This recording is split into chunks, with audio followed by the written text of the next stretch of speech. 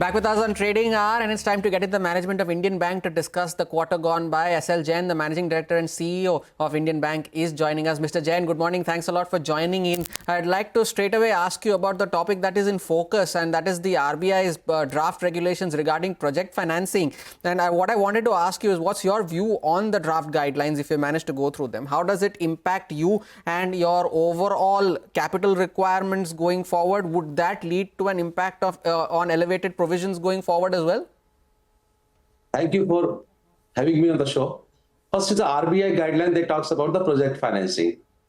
And the guidelines are basically based on the risk banks should have to have a provisions. So this guideline will bring discipline to the borrowers to complete the projects in time, to have a financial closures, because the provisioning requirements are based on the prior to DCCO, post DCCO, and the post repayment.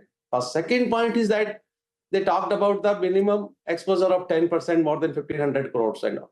So this will bring a discipline to the borrower also, and quite logical also. As far as provisioning part is concerned, sir, it is a draft guideline, and we have yet to examine in totality. Sir, so, have you had any back of the envelope calculations? I mean, since the draft came out, just to get a sense that if indeed this has to be implemented, then what is the, impact on capital requirement for you? So you see, basically, they talked about a prior to DCCO 5% and post DCCO 2.5% and then 1%, right?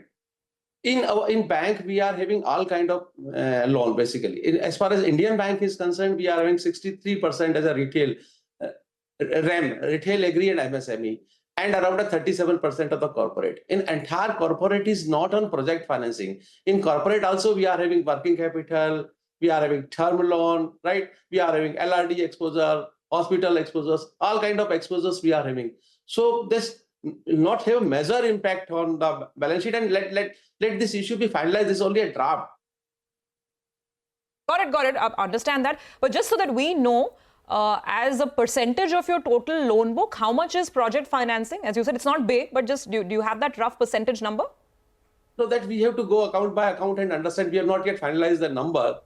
But these are the draft guidelines. We will send our comments. The provisioning part looks little bit higher, but this is based on the risk. But we'll give our comments. But provisioning aside, Mr. Jain, just before I get to the business aspect of the bank, are there any capital raising plans on the annual for FY25? So our capital adequacy is 16.44% as on date, is against the requirement of 11.5%. And we have raised 4,000 crore of capital in the FY23-24. And our business model is that generations are adequate to take care of our capital needs. You see, we were at a 16.49 last year, and FY23 and 16.44 in the FY24. So in spite of having 13% growth, our capital adequacy is intact. As far as planning is concerned, we'll discuss in the board and we'll come out. Okay, so let's talk about the business then. I mean, as I can see the details, your deposit momentum was really strong. I mean, 5% growth quarter on quarter, almost 11% growth year on year. So, I mean, are you comfortable with respect to deposits? And, what is the likely growth that you will target in FY25? Let's talk about deposits first. So, at the beginning of the year, we said that our deposit growth will be 8 to 10% in FY24. Is against 8 to 10%, we have grown by 11%. The beauty here is that we could maintain our CASA ratio above 42, domestic CASA ratio above 42.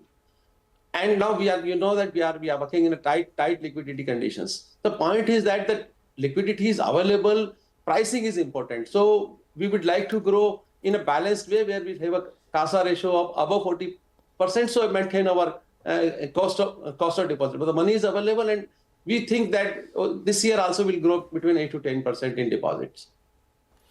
Mr. Jain, your slippages were around 1260 crores during the quarter. It was down around 24% compared to the December period. What is your outlook on the slippages going forward, and couple that with your asset quality outlook as well? Have you set any targets so that you want to have your gross NPA at so-and-so levels by the end of this year? So you see that asset quality comes from your collection efficiency and SMA level. So SMA 1 and SMA 2 is only 0.48%. It is coming down quarter on quarter basis.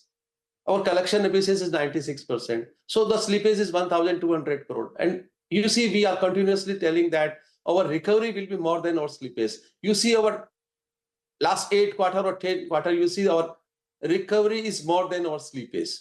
And therefore our gross NPA and net NPA is continuously coming down quarter on quarter basis.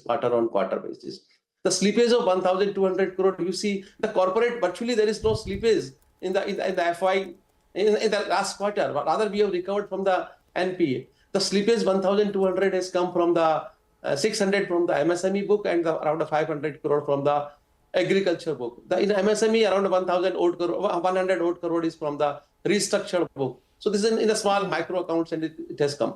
But as far as entire asset quality of the bank is concerned, the net NPA is 0.43, SMA is 0.48. So we are having a better asset quality.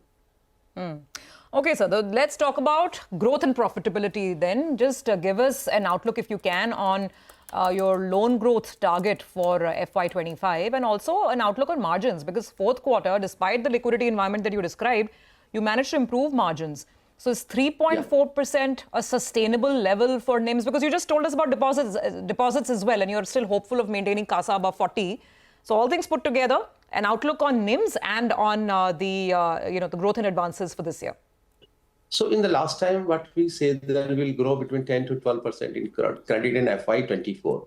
As against 10 to 12%, we have grown by 13%. And the beauty of our growth is a well-spread growth. You see our RAM growth, which we call retail, agri and MSME, has grown by around 14%. In the retail, we have grown by 15%. In agri, we have grown by 19%. And the corporate, we have grown by 10%. In MSME also, the standard MSME growth is 10%. So we are growing in all segments. Considering this growth and the way the economy is growing, we are hopeful that in this current year also will grow between 11 to 13%. So this is about the credit growth. As far as margins are concerned, you see slightly the margins have improved for the last quarter because we maintain our CASA above 42 in the domestic side. On our, of course, it is around 40 plus globally.